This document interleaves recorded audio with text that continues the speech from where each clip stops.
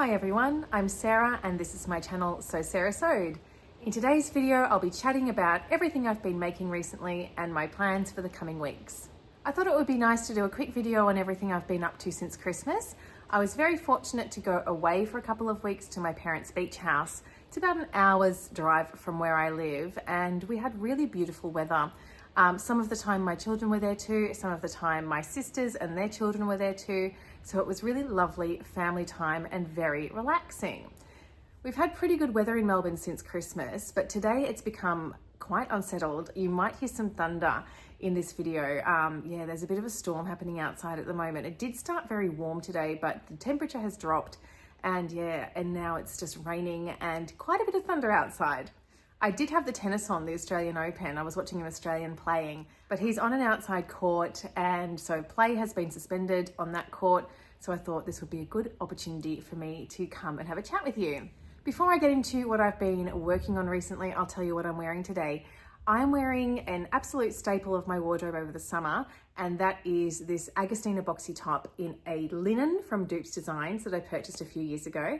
And I've teamed that with my almost everyday pair of pants, the Chanterelle pants by So Liberated, that I've made in a navy blue linen from the fabric store. So I did take my sewing machine down to the beach with me and I did use it a little bit, especially when my children weren't with me. And I started with a project that I had actually cut out almost a year ago and forgotten about. And that was the Peppermint Peplum top that I was planning to make for last year's So Frugal challenge. So this is a free pattern or potentially free pattern from Peppermint magazine. It is a pay what you want, one of their patterns. So this is one of their older patterns. So there is an option to not pay for this or pay what you want, starting at $2. And I found in my little tub that I'd not only cut out all the pieces for this pattern, but I'd actually even started sewing it up. I'd done the shoulder seams. So it was pretty quick and easy to just finish this pattern off. One of the interesting things about this top is that it's designed that you can wear the round neck at the front or the back. So there's one side that's got a round neck line and the other side that's got a V-neck line. Now, I have to be honest and say that the V-neck was the thing that was the most challenging for me. So there's a bias facing that you put in, but I struggled with that. So my V-neck line isn't very neat at all. So I think I'll only be wearing the V at the back for mine, but I do like that that's a potential if you do a better job than me, if you like having the V at the front. So being the So Frugal challenge, last year I wanted to use fabrics that were either remnants or repurposed from my wardrobe. And I found a big enough piece of this beautiful tencel linen by Miss Moresby that I had left over from making a Varley dress. And I think it makes a beautiful top. I don't wear the Varley dress all that often. I mean, I love it and I find it's a really great kind of party dress, but I thought it would be really nice to have even more opportunity to wear this beautiful fabric. And I think that this peplum top will do the trick. So here it is here. I did find that my remnant pieces weren't quite big enough for all of the pieces. So with the peplum, I did have to piece that together. There's an extra seam in there, but I've used French seams and all the ruffles, you would never know. So I'm really happy with that. I did use French seams for all of the seams where I could for this one. So the side seams are done with French seams, as well as the shoulder seams. The only one that's not a French seam is where I've attached the peplum. So yeah, I think this will get a lot of wear on hot days. I have worn it once with, again, the Chanterelle pants, and I think they go really nicely together. So I'm looking forward to getting some more wear out of that. I think that one will be a good one for work when I head back later this month. The next thing I made, I was thinking about things that were going to be very practical for right then. And so I made myself a new Rash top. Now I bought some swimwear fabric from Dupes Designs when I did an order around the middle of the year. And the intention was always to make a Rash top. I always wear one at the beach and it's just a really great way to use the fabric that's very visible and it's not going to get covered up by anything else. So what I did to make this Rash top was just to choose a t-shirt pattern and then I extended the sleeves as much as I could with the fabric that I had. So I only had 1 meter of this fabric and I got sleeves, I think around to elbow length. Now the pattern that I used for this was the Jackson tee. by Helen's Closet. And it's a pattern that I've made a lot of t-shirts in before, and I've really liked the t-shirts. I think if I was to make another rash top, I would not use this pattern. I've used the Tabitha T pattern in the past for another rash top, and I absolutely love the fit of that. It's perfect for a rash top. It's got a kind of a higher neck. The fitting is just the right, like, slim fit. It's not really fitted, but it's not oversized.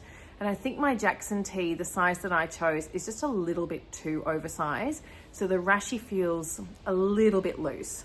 And I don't mind a loose rashi, but in this case, I would just prefer it just to be that slightly, or a slightly closer fit. So I have worn it a couple of times. It does the job. I mean, I'm either just sort of standing in the water or floating in a floaty in the water, like a big tube. But I think if I was, to be boogie boarding or anything like that as well, this would also be very practical. So it's a fun fabric. It's really lovely, soft, slinky kind of swim fabric. It was quite difficult to work with because of the slipperiness of it. It's a little bit more slippery than the other swim fabric I've used in the past. So the neckline, I feel like it took a couple of goes to get the neckline in, and it's still not perfect, but no one's gonna notice. And yeah, it's wearable, and I will continue to wear it. But I do recommend just using a t-shirt pattern for a rashi. Just choose the size that you're comfortable with, a fit that you really like. And it's just a really simple way to make a rash top without worrying about things like zips or things like that. I have made one in the past with a zip, and it was a satisfying sew, but at the end of the day, I probably just prefer to be able to throw kind of a looser rashi over my head. A real treat for me over the holidays was seeing my family members using or wearing the gifts that I'd made them for Christmas. So I have 3 young nieces, and I made them all t-shirts for Christmas. And I was very thrilled to see them wearing them over the last couple of weeks. My 4-year-old niece apparently much prefers to wear dresses and will choose to wear a dress every day rather than a t-shirt. So she actually asked me if I could please make it into a dress. She said, I wish it was a dress instead of a t-shirt. So I did have quite a bit of fabric left over. I'm still planning to make a t-shirt for my sister, a matching one for her, because I've got plenty of this fabric left over. But I thought I could easily just cut a rectangle panel and attach it to the t-shirt to make a dress for my niece.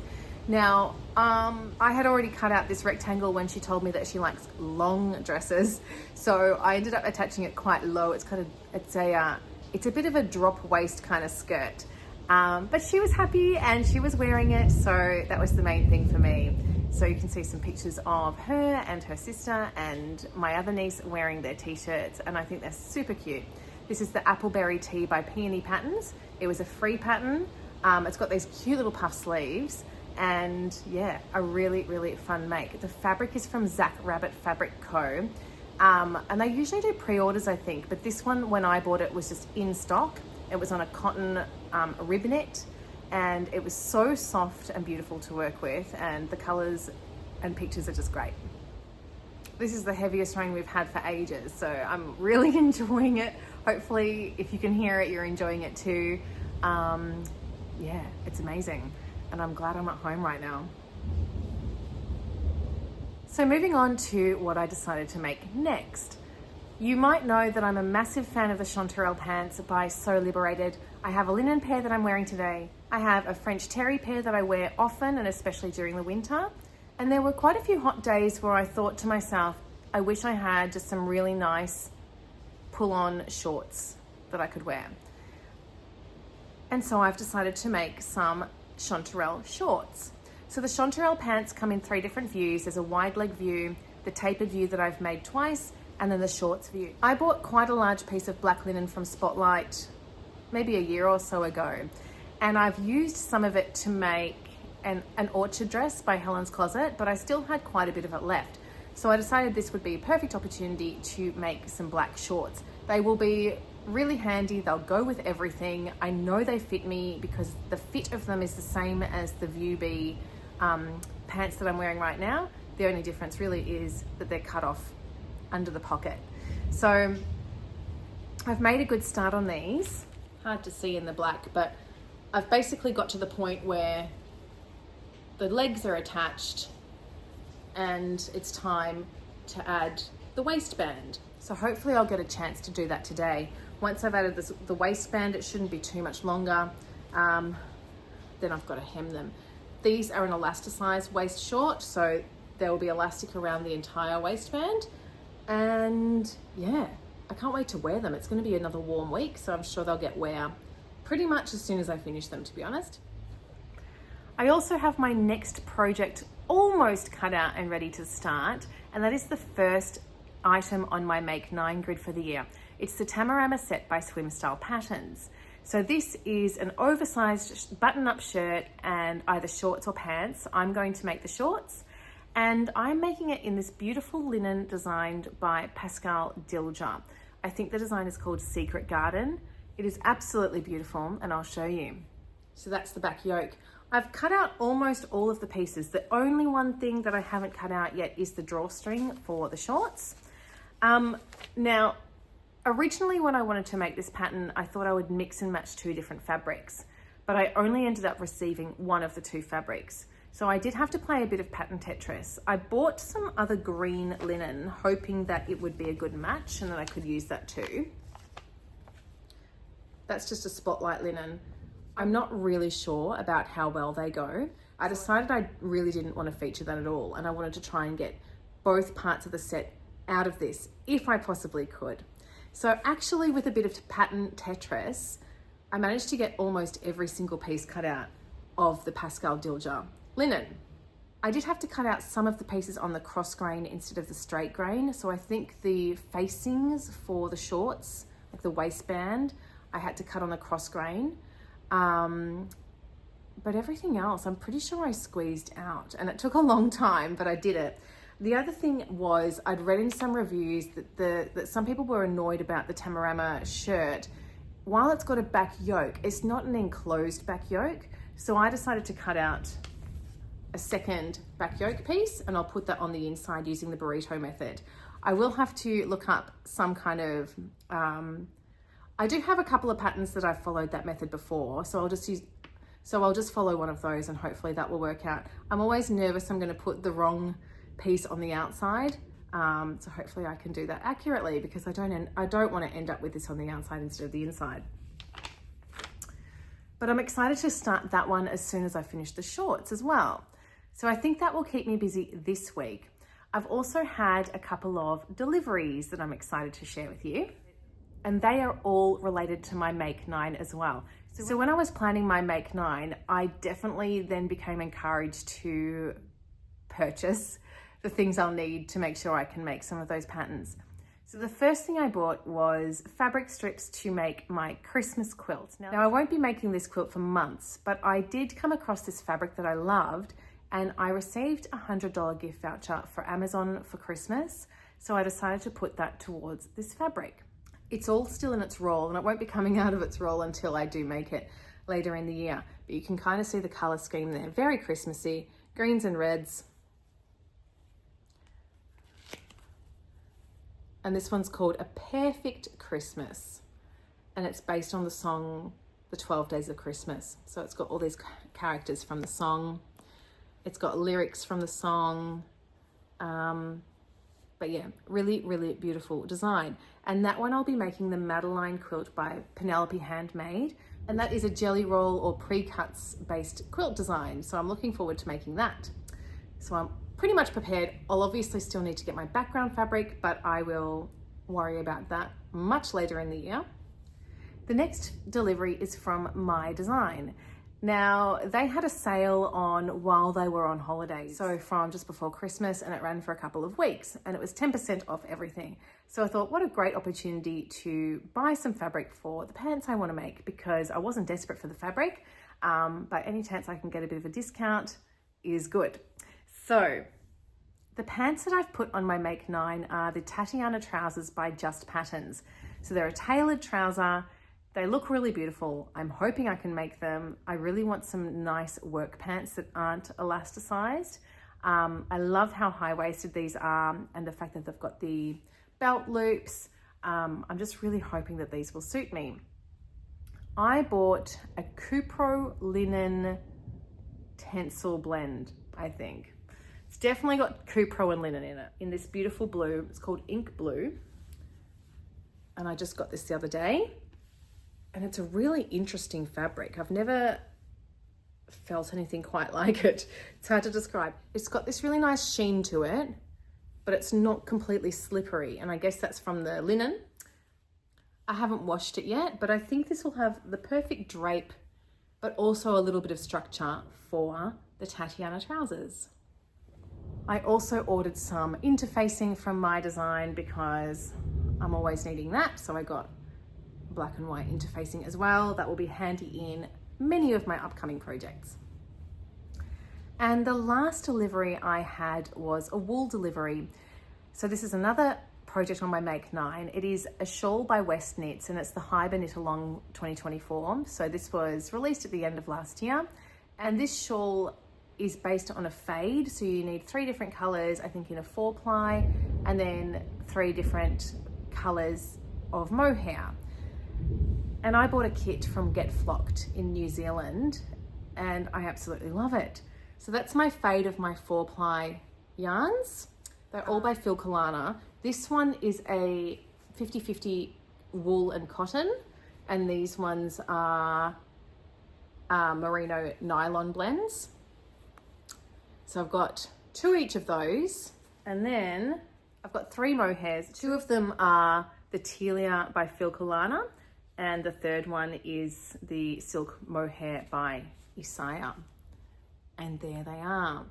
So I was really, really keen to make myself a shawl that had pinks in it because I love pink and I wear shawls all the time, and I've often found myself wishing that I had a pink shawl.